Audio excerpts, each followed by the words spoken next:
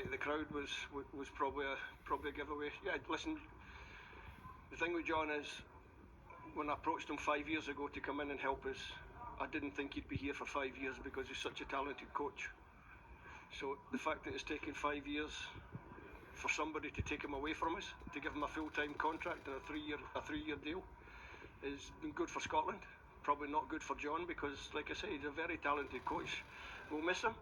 We'll have to look to replace him, and that'll be one of my jobs over the summer. Have you got anybody in mind? No, I've got plenty of people in mind. I'll have a few conversations, but like I say, John and I go back a long way. First cross paths back in 1998 at Newcastle when John was a young coach coming through, and I'd moved there with Ruud Gullit. We always said that we'd work together. Took us ages to actually work together, and when we first worked together, we didn't think that John would be with us that long because, like I said, I thought somebody would come and take him. But we're pleased that he was here for 5 years, and we wish him every success in Gdansk. Steve, thanks very much. Thanks, Jonathan. Thanks, Steve. Thanks very much. See you soon.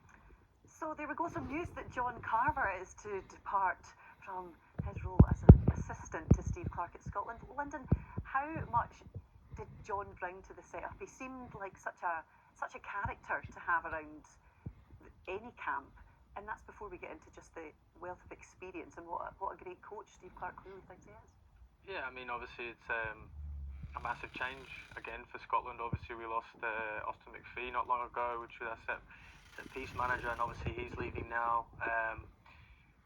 But I mean, everyone's got to wish him all the best because he's done great here since he's came in. Obviously he's a great laugher around the changing room. And that was one of the things when we talk about, you know, what we've built with Scotland, with the characters and the whole feeling about it. He's one of those who we think as players who's changed it because, you know, he's great for a golf day. He's great for a good maybe more of those. A good laugh around the training room, the changing rooms, and it's going to be a massive miss. And obviously you could see the manager there speaking there, you know, how highly he spoke of him, and I'm sure he's probably gutted that he's leaving, but you know, that's what happens in football. When you do well and you've got such history like he does, you know, you get taken from other places. So yeah, it'll be interesting who the manager looks to now, and maybe freshen things up for the next games and for however long soon. Because we are, of course, looking ahead to the World Cup qualifiers. The next time that we will see Scotland in action in September. It might sound like still a couple of months away, Scott, but it's always been the thing that this group of players have not been able to get to, isn't it? It's been 2 Euros now, but to get to a World Cup for the first time since 1998 would be absolutely massive. We can see the fixtures there, so kicking off against Denmark on the 5th of September. Okay, it's not just that group. It's been me as well. Yeah. I've been part of that as well. At least they've been to Euros, so it's something that they've got to cheer about. And hopefully, look, it's going to be hard.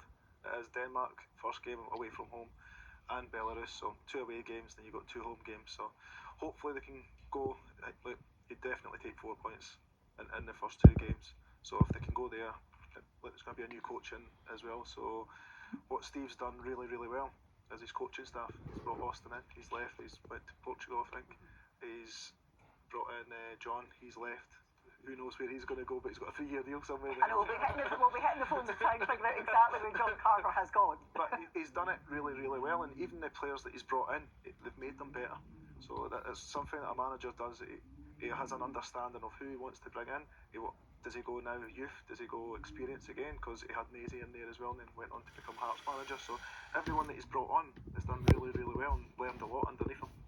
When we look at the World Cup qualifying group, Lyndon, in a group of 4, there's not going to be much in terms of margin for error, is there? Scotland potentially could have to win every single game. Yeah, I mean, this is where the big games are. This is where you have to turn up. And every team knows that. You can't be going into these games not getting results. We need to get results.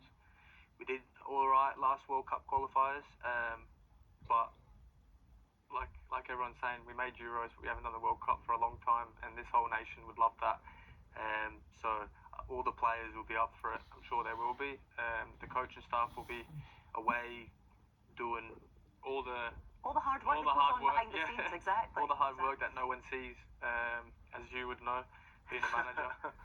You that now. Yeah. Although most managers lose their hair, they don't gain it, as we've seen what happened with, I know, with he's Scott Brown reversed when he it, yeah. stepped To into be fair, I would management. say it's midline prizes, but I don't think I've hit that yet. So it will be interesting.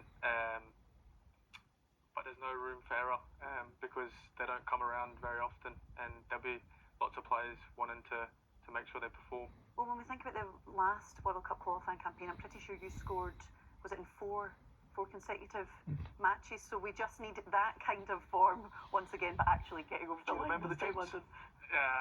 We have to Google that. But no, I did obviously have a great campaign for the last World Cup qualifiers. Scored four goals in consecutive games, which was amazing. Like I said before, I turn up for the big games, not the friendlies. But we need to get results. We all want to make the World Cup. This one coming, and it doesn't matter who scores. We're a team, and I think that tonight. Obviously, the two strikers did score, but it was a team performance all around, from the back, from all the way to the front. So these big games coming up, we need to make sure we're a team again, and we get through it together. And it feels like, Scott, this is a group that has a real blend now of young talent coming in, but also experience, players who've been at the last two Euros. So hopefully we'll be able to take that into the World Cup qualifiers. Yeah, definitely. You've got a captain that's won everything. You've got Kieran there as well. You've got your good old man up front now, so that turns up for the big game. So there's no pressure on you, big man. But it's good to have, like, even the two in the middle of the pack. They've got great maturity and great football understanding, and that's what I really liked about those two as well. And it is a hard shift in there, and will he do that against Denmark away from home is going to be a total different question. But look, it's up to the manager to go and change things. Certainly is. Well, Lyndon Dykes, Scott Brown, thanks very much, and thanks to you for joining us at home. It is on to the World Cup qualifiers in September.